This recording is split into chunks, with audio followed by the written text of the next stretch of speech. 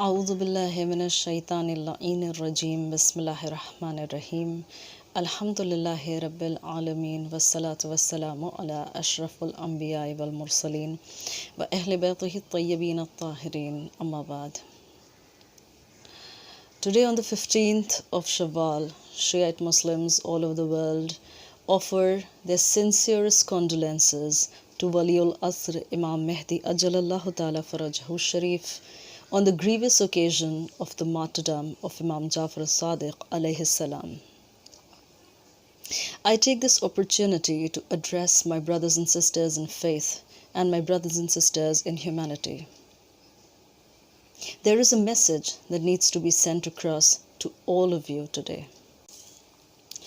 Imam Jaa'far Saadiq is the sixth holy Imam in the series of the 12 Imams in which the Ithna Ashari Shia Muslims believe. He also belongs to the purified progeny or the Ahlul Bayt of Prophet Muhammad sallallahu alaihi wasallam, and by virtue of his eminence, of his knowledge, of his miraculous deeds, of his piety and his purity, was the master of his times. His eminence, his knowledge, his humility are factors that remain as beacon lights of guidance for all mankind for all times to come. As the Hujjat of Allah on the face of this earth, the Imam is always the supreme most being of his time. And like his ancestors and his forefathers, Imam Jaa'far Saadiq alaihis salam was no different. But even if we remove this idea, even if we keep aside this idea of the Shiite Muslims hailing him as the pure, the Fadil and the Saadiq, even then Imam Saadiq's contribution to the growth of learning and knowledge in this whole wide world is incomparable and unparalleled. A cursory glance at history will tell you of the importance and the cardinal position, the unique position of Imam Jaa'far Saadiq alaihis salam when it comes to Islamic jurisprudence. Out of the four Imams of the Ahle Sunnah, Imam Abu Hanifa and Imam Malik were direct students of Imam Jaa'far Saadiq alaihis salam. In turn, Imam Malik influenced Imam Shafi'i, who came after him, who again influenced his successor, Imam Hanbal. Every sect of Islam and every Muslim derives the significance of his faith, of his practices, of the tenets in which he believes, of the jurisprudence and the interpretations of Sharia laws according to the teachings of Imam Jaa'far Saadiq alaihis salam. And why do the Shia Ithna Ashari always gravitate towards the teachings of the Imams? Because it is but logical and it is but more intelligent to follow the teacher and the superior scholar. Therefore, virtually all Muslims in the world are under the influence of Ja'fari jurisprudence or the teachings of Saadiq Aale Mohammad alayhi salam. Besides Islamic jurisprudence, what else did Imam Jaa'far Saadiq contribute to the growth of learning and knowledge in the wide world? This is an overarching statement, but believe you me, it does not stem only from the love I bear him. History testifies to his contributions in all fields, in all sciences, in all disciplines of learning. To remember that there were 4,000 students or more studying different disciplines under the same teacher in the same place at the same time. The world has never seen a miracle of learning greater than this. And mind you, the scholars who were learning under the able guidance of Imam Saadiq alaihis salam were not there to learn the basics of any discipline or any subject or any language or any science. They were scholars in their own right. The treaty says of many such loyal, faithful, capable and blessed companions of the Imam bear the name of the exalted teacher Saadiq Aale Mohammad alayhis salam. Medical sciences, Imam Jaa'far Saadiq alaihis salam was the first to start a proper method of diagnosis and treatment. Another postulation put forward by the Imam that was proved as recently as the 20th century is that he claimed that a sick person or an unhealthy person's cells emit certain rays which in turn can transmit the disease to the body of a healthy person. It took centuries and not less than 12 centuries for science to testify to the accuracy of this hypothesis. Imam Jaa'far Saadiq alaihis salam enunciated for the first time the law of mechanics, which explained what governs the spinning of celestial or heavenly bodies on their axis, and also was responsible for explaining for the first time clearly and logically the rotation of the earth on its axis. He was also the first one to make a claim about the theory of the origin of the universe, in which the Imam had stated that a tiny particle brought about the birth of an atom, which in turn gave birth to matter. From the stature of Ilm Ladunni, the infallible learning of the Imam, he claims that in the system of multiple universes, everything except Allah Himself, except the Creator Himself, has its binary and its opposite.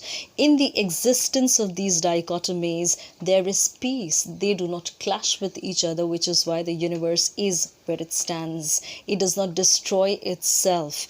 And this is how the Imam postulated the theory of matter and antimatter. And he claimed that if they were to clash with each other, if the opposite or the binary or the dichotomy of everything clashed with its other, the universe would end. Another remarkable contribution of the Imam to physical sciences was the theory of constant motion, where the Imam claimed that the greatest of celestial bodies, downright to the smallest of atoms, were in a constant state of movement, and that this movement was the sustenance of its existence. If anything would cease to be in motion, it would cease to be. Imam Saadiq was also the first Arab scholar to claim that other forms of life could exist in other places in the universe. As late as 2020, a planet similar to the Earth with a solar system similar to our own has been discovered. The Imam also contributed to the field of optics when he claimed why we could not see the distant objects clearly. In terms of the distance and the speed of light, the hypothesis made by Imam Jaa'far Saadiq was absolutely accurate. To this day, the basis of the Imam's postulations forms the fundamentals behind the convex lenses that are used everywhere in technology. It was Imam Jaa'far Saadiq alaihis salam who first postulated the theory of relativity of time when he explained that time and space both exist in terms of relativity. He claimed that time was the span between two events and space did not have any physical or independent existence. The Imam's lecture on the composition of the human body, where the basis was formed of 4 elements and then 8 elements later followed and made up the rest of the human body, was seconded by many scholars throughout history. In fact, as late as the 20th century, somebody as relevant as Henri Bergson, the French philosopher, thinker, seconded the idea that the Imam's claims were based on sound knowledge. They were not mere conjectures, they were produced out of sound knowledge of the human body. Imam Jaa'far Saadiq was also the first scholar to give a talisman about the need to prevent and to control environmental pollution. Today in our times, it becomes even more important and relevant as we read what were his ways and his ideas that he has propounded in his works and through the works of his students, where he claims that if the environment is polluted, all of it is eventually going to travel back to us, and we are the ones who are going to suffer. Jabir ibn Hayyan, also known as Jabir to the Europeans, is called the father of chemistry. Jabir was a loyal companion and a devoted student of Imam Jaa'far Saadiq. Under the able guidance of the Imam, Jabir mastered the disciplines of alchemy, cosmology, numerology, astrology, medicine, mysticism, and philosophy. Besides what I have been able to share with you. There were thousands of others, key concepts, ideas, aphorisms, wise sayings, postulations, clarifications, prescriptions, and descriptions, and ethical codes that the Imam provided the world with. Indeed, we have rarely seen a benefactor of knowledge so great as Imam Jaa'far Saadiq alaihis salam. Having said that, I venture to ask two important questions to everyone watching this video. What is the Imam's legacy for all of us? Amir al-Mu'mineen Ali ibn Abi Talib alayhi salatu wassalam once told his faithful and loyal companion Kumail that there are three kinds of people. The first is those who love learning and devote their lives and delve deep into the teachings of Ahlul Bayt alaihimus salatu wassalam. The second category is of those students who take the knowledge that is disseminated by these people who have devoted their lives to the study of our teachings. The sincere student, Mola says, who studies and learns our teachings simply because he wants the hereafter to be beautiful and comfortable for himself, is the one who benefits the most. Kumail then asked Mola, which is the third category? Imam replied that the third category is of worthless people, people who have no worth. This brings us to an important conclusion, that worth in life can only be achieved by learning, and there is no true learning if there is no connection with Ahlul Bayt alaihimus salatu wassalam. Without their guidance, without their hidayat, without their presence, and without love for them, no man can ever reach the essence of any learning on this earth.